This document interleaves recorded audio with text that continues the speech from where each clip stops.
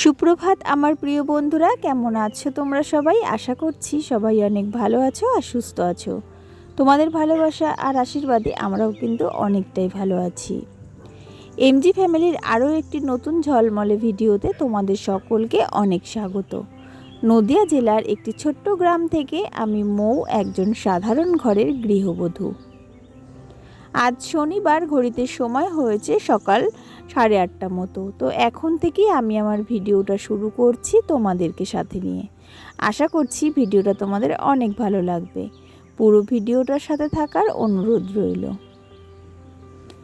আজ যেহেতু চৈত্র মাসের সংক্রান্তি, তো আজকের দিনে কিন্তু অনেকের মধ্যেই পাচন খায়। তো আমাদের মধ্যে সেই নিয়মটা নেই, কিন্তু আমাদের চৈত্র মাসের এই সংক্রান্তির দিনে এই যে এঁচোড়, তারপরে সজনের ডাঁটা, কলমি শাক, তারপরে ছোলার ডাল, বড়ি, এই সমস্ত কিছু একসাথে দিয়ে কিন্তু একটা তরকারি মতো করতে হয়।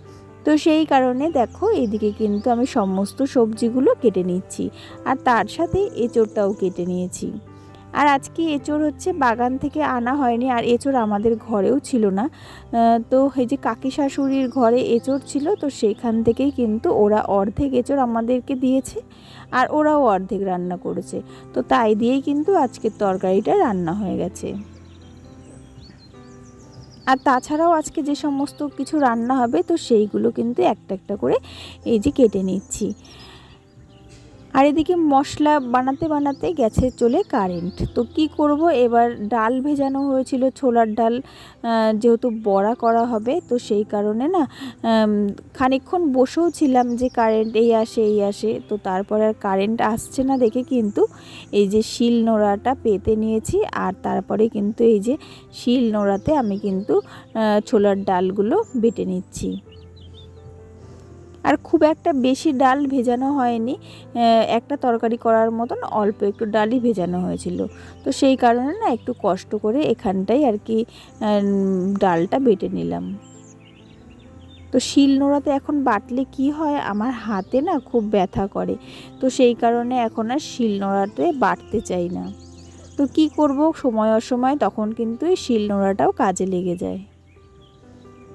আর এদিকে দেখো ডালটা কিন্তু আমার বাটা কমপ্লিট হয়ে গেছে। আর এই যে যতটুকু ডাল দেখছো, তো এইটুকুনি ডালই কিন্তু আর কি ভেজানো হয়েছিল। আর ওইদিকে রান্নাঘরের কাজ কমপ্লিট করে আর রান্নাবান্নাও কমপ্লিট হয়ে গেছে। তো এইবার কিন্তু চলে এসেছি ঘরে। তো মোটামুটি রান্নাঘরে বাসনকোসন এখন আর মাজা হয়নি, তো ভাবছি ঘরটা আগে পরিষ্কার করে নিয়ে তারপরে কিন্তু যাব বাসনপত্রগুলো মেজে নিতে। আর ঘরটার অবস্থা আজকে অনেকটাই খারাপ হয়ে রয়েছে, কেননা সকালবেলায় কিন্তু ঘরের কোনো কিছুই গুছিয়ে রেখে যেতে পারিনি। তো সেই কারণে এখন চলে আসলাম আগে আমি ঘরটা পরিষ্কার করে নিতে। আর ওইদিকে আমার ছোটো মেয়ে কিন্তু ঘুমিয়েছে, আর ওকে হচ্ছে নিচে ওর বড় মার ঘরে ঘুম পাড়িয়ে দিয়েছি, আর বড় মেয়ে গেছে পড়তে। যেহেতু আজকে চড়ক পূজা, তাই সেই কারণে কিন্তু আজকে ওদের স্কুল ছুটি আছে, আর ওর তো পরীক্ষা চলছে, তো সেই কারণে আর কি ছুটি আছে স্কুল। আর তাই জন্যে আজকে কিন্তু 10টার থেকে ওর পড়া রয়েছে, প্রাইভেট যেখানে টিউশনে পড়ে, তো সেখানে 10টার থেকে পড়া রয়েছে। তো ও কিন্তু খেয়ে দিয়ে 10টার সময় পড়তে চলে গেছে। আর আজকে মনে করছি যে একটু চাদরটা চেঞ্জ করে নেব, তো সেই কারণে না দেখো চাদরটা কিন্তু উঠিয়ে নিয়েছি, আর তার সাথে এই যে খাটটাও একটু পরিষ্কার করে মুছে নিচ্ছি। তো গত দুদিন ধরে কিন্তু সেইভাবে আর কি ঘর দৌড়টা পরিষ্কার করিনি বলতে ঘরটা মুছেছি ঠিক আছে, কিন্তু এই যে সমস্ত আমার এই যে ফার্নিচারগুলো রয়েছে সেগুলো কিন্তু মোছা টোছা করিনি, কেননা ওই যে গরম সেভাবে নেই এখন, মানে খানিক অল্প অল্প গরম পড়ছে, কিন্তু তবুও না শরীরের দিক থেকে না কেমন একটা ম্যাচে ভাব লাগছে। তো সেই কারণে না আজকে এই কটা দিন ধরে একটু ফার্নিচারগুলো বন্ধ করেছি আর কি মোছার দিক থেকে। তো আজকে তাই ভাবলাম একটু সময় নিয়ে ঘরটা ভালো করে পরিষ্কার করে নিই, যেহেতু বছরের শেষ দিন আর আগামীকাল থেকেই নতুন বছরের শুরু হবে, তো সেই কারণে মনে করলাম ঘরটা একটু ভালো করে পরিষ্কার করেই গুছিয়ে নিই। আর এদিকে দেখো দেখতে দেখতে তো আমি বিছানার চাদরটা তুলে ফেলেছি পুরো। আর এই যে বিছানার চাদরটা পাল্টাতে গেলে কিন্তু অনেকটাই প্রায় সময় লেগে যায়। আর ওই যে পাখাটা দেখতে পাচ্ছ তো, এটা হলো আমাদের গরমের সঙ্গী। কেননা এই পাখাটা না থাকলে আমার ছোটো মেয়েও যেমন ঘুমোবে না, তেমন কিন্তু আমার বড় মেয়েও ঘুমোতে চায় না। তো যাই হোক, রাতের দিকে এই পাখাটা চালানো হয়, আবার দুপুরবেলাও কিন্তু এই পাখাটা চালানো হয়। তো এখন যেহেতু একটু অর্ধেক রাতের দিকে একটু ঠান্ডা ঠান্ডা পড়ছে, তো কিন্তু কাঁথাটাও আমাদের গায়ে দিতে হচ্ছে। তো সেই কারণে না কাঁথাগুলো আর কি মানে প্রতিদিনই গোছাতে হচ্ছে। আর তারপরে এদিকে রয়েছে হচ্ছে গতকালের জামা কাপড়। তো বেশ কিছুদিন ধরেই না প্রতিদিনের জামা কাপড় আর প্রতিদিন গোছানো হচ্ছে না, তো সেটা ডিউ থেকে যাচ্ছে, সেটা কিন্তু আবার পরের দিন আমাকে এইভাবে গোছাতে হচ্ছে। আর তারপরে এই চেয়ার দুটো থেকে এই যে কাপড়গুলো সরিয়ে নিয়েছি, কাপড় কাঁথা যেগুলো ছিল, আর তারপরে এই জায়গাটা একটু সরিয়ে দিয়ে চেয়ারগুলো ভালো করে ঝাড় দিয়ে নিচ্ছি। আর তারপরে কিন্তু চেয়ারগুলো আবার পেতে দিয়ে সুন্দর করে সেই আগের মতন সোফা টাইপের বানিয়ে নিলাম। তো এই যে চেয়ার দুটো পাশাপাশি রেখে দিয়েছি, আর তারপরে একটা একটা করে যেমন কাঁথা, তারপরে যে ব্ল্যাঙ্কেটটা ছিল হালকা পাতলা, তারপরে একটা টাওয়াল দিয়ে ওই যে ভালো করে সুন্দর করে সাজিয়ে টেডিটার উপরে রেখে দিয়েছি। আর এই দেখো যে জামা কাপড়গুলো আর কি ভাঁজ করার মতো ছিল, তো সেইগুলো কিন্তু দেখো একটা একটা করে ভাঁজ করে নিয়েছি। তো চলো এবার কিন্তু জায়গায় রেখে দেবো। তো সমস্ত জামা কাপড়গুলো সুন্দর করে যেখানে যেই জিনিসগুলো থাকে সেখানে সেগুলো রেখে দিয়েছি। আর তারপরে দেখো আলনাটা বেশ দেখতে কতটা সুন্দর লাগছে। আর ওই যে আলনার ভেতরে যে জুতোটা দেখছো, তো সেই জুতোটা না আমার বড় মেয়ে এই দিন মাঝদিয়ায় ওর বড় মার সাথে গেছিলো, তো সেখান থেকে কিন্তু এই যে কিনে নিয়ে এসছে। আর তারপরে এনে নতুন জুতোটা আর কি ওখানটায় রেখে দিয়েছে। আর শুধু বলছে যে কবে যে কোথাও ঘুরতে যাব আর সেই দিন এই জুতোটা পরবো। যেহেতু বাচ্চা মানুষ, ছোটদের মন, তো ওদের ইচ্ছে করে কোথাও না কোথাও ঘুরতে যায়, কিন্তু বেশ কয়েক মাস ধরেই না আমার সেইভাবে আর কোথাও ঘুরতে যাওয়াই হচ্ছে না। কেননা যেহেতু ছোট মেয়ে, আর তারপরের কথা বড় মেয়ের পড়াশোনা, কোথাও গেলে পরে আর কি পড়াটা কামাই হবে, স্কুল কামাই হবে, তো সেই কারণে সেই সব দিক ভাবনা চিন্তা করে কোথাও না আর ঘুরতে যাওয়া হচ্ছে না।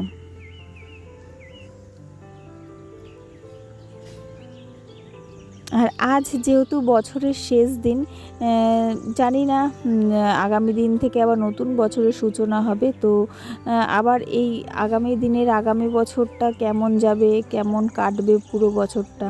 তো যাই হোক, আশা করছি যা হবে ভালোর জন্যই হবে। ভগবান যতটুকু আমার জন্য লিখেছেন এই আগামী বছরে, ততটুকুই আমি হয়তো পাবো। কিন্তু এই যে বিগত বলবো না, এই যে বিগত যে বছরটা আর কি চলে যাচ্ছে, তো সেই বছরটায় যে আমার জীবন থেকে কিন্তু অনেক কিছু আমি হারিয়েছি, আবার অনেক কিছু পেয়েছিও। যেমন হারানোর মধ্যে নিজের আপনজন কিছু মানুষ আছে, তাদেরকে আমি হারিয়েছি, এই পৃথিবী থেকে তারা চলে গেছেন। আবার অনেক মানুষকে আমি আপন করেও নিতে পেরেছি, যেমন হলে তোমাদেরকে নতুন করে আবার আমি বন্ধু হিসাবে পেয়েছি, আমার পরিবার হিসেবে পেয়েছি। তো এটাও আমার একটা বড় প্রাপ্তি যে আমি এই বছরে নতুন করে কিন্তু যে ইউটিউব চ্যানেল খুলেছি, আর ইউটিউব চ্যানেল খুলে এই যে একটা কাজ করার চেষ্টা করছি। তো সেখানে তোমাদের সঙ্গে আমার আলাপ হয়েছে, তোমরা আমার বন্ধু, আমার একটা পরিবার। তো এইরকমই মানে ভগবান যে কখন কোন বছরে কার কাছ থেকে কি কেড়ে নেবে, আবার কি ফেরত দেবে, সেটা কেউ বলতে পারে না। তো সেই কারণেই বলছি যে আগামী বছরে জানি না কতটুকু কি পাবো, কতটুকু হারাবো। তো ভগবানের কাছে এইটুকুই প্রার্থনা করি যে যেন যেটাই হবে আমার জন্যে সেটা ভালো হোক, আর খারাপ যেন সেটা আমি যেন সহ্য করার ক্ষমতা আমার থাকে, আর আমি যেন সহ্য করেও নিতে পারি। তো এইদিকে দেখো ঘরটা তো পরিষ্কার করে নিয়েছি, আর তারপরে এখন ঘর মোছাটাও আর কি কমপ্লিট হয়ে গেছে। তো দেখো এদিকে তারপরে কিন্তু ঘরটা দেখতে কত সুন্দর লাগছে। আর ঘর দুয়ার যদি পরিষ্কার পরিচ্ছন্ন না থাকে, তাহলে কিন্তু দেখতে একদমই ভালো লাগে না।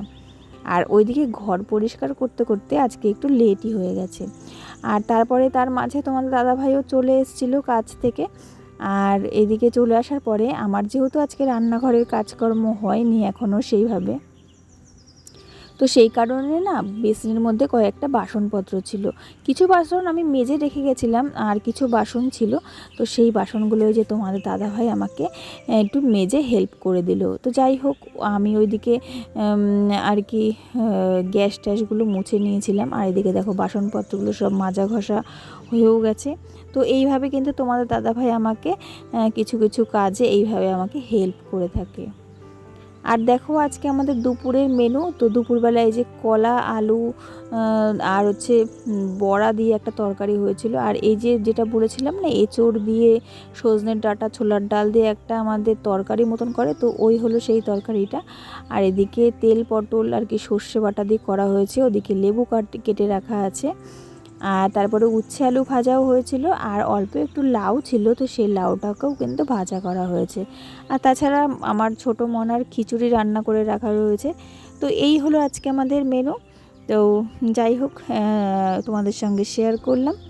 আর তারপরে ওইদিকে রান্নাঘরের কাজ কমপ্লিট করে এদিকে দেখো এক বালতি জামা কাপড় ভিজিয়ে রেখেছি। আর তার সাথে কিন্তু এই যে ঘরে যে সমস্ত চিরুনিগুলো ছিল, তো সব কটাকে আজকে বের করেছি যে ধুয়ে পরিষ্কার করে নেব।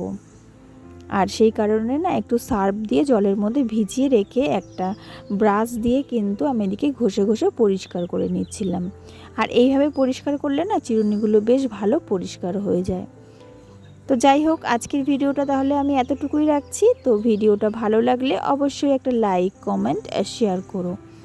আর পুরনো বন্ধুদেরকে বলবো অনেক ধন্যবাদ আমার চ্যানেলটাকে সাবস্ক্রাইব করে আমার পাশে থাকার জন্য।